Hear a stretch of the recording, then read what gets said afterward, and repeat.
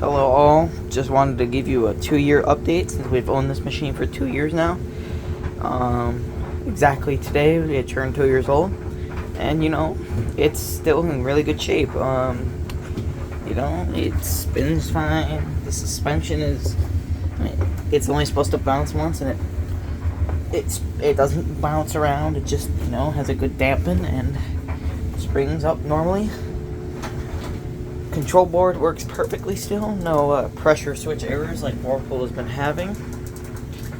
And underneath the machine, the motor, great condition.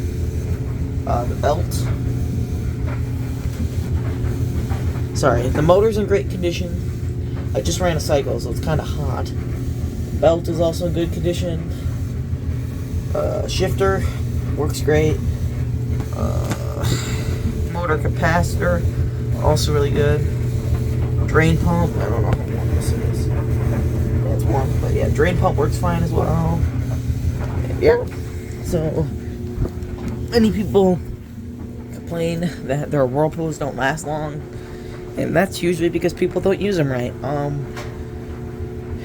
They say that their suspension goes out. It wears out over time. It's definitely easier to push down compared to like day one. I couldn't move this tub at all, so it's definitely put some wear and tear on it a little.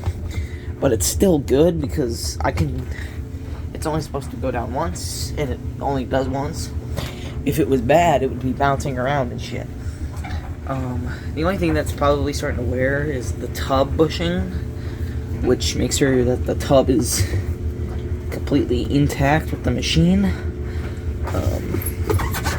There's some slight play in the tub. I see that, but it's not really major.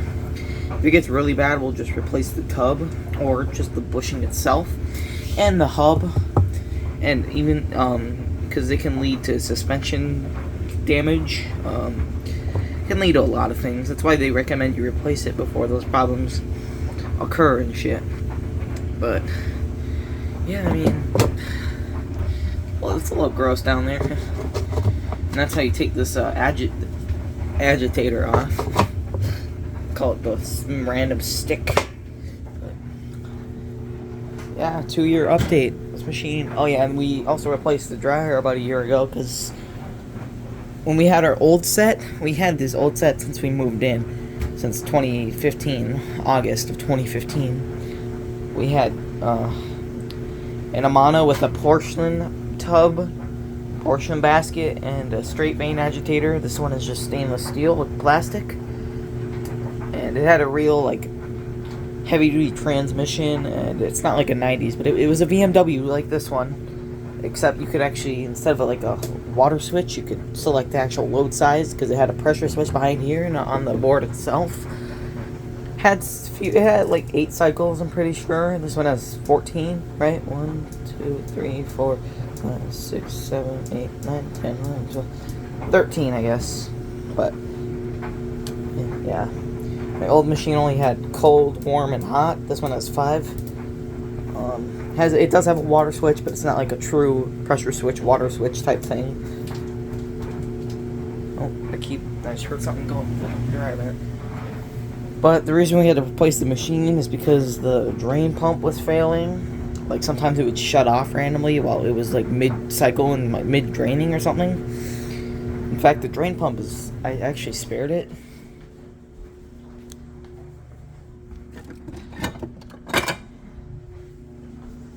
This thing right here, and I think I know why. First of all, look at the rust.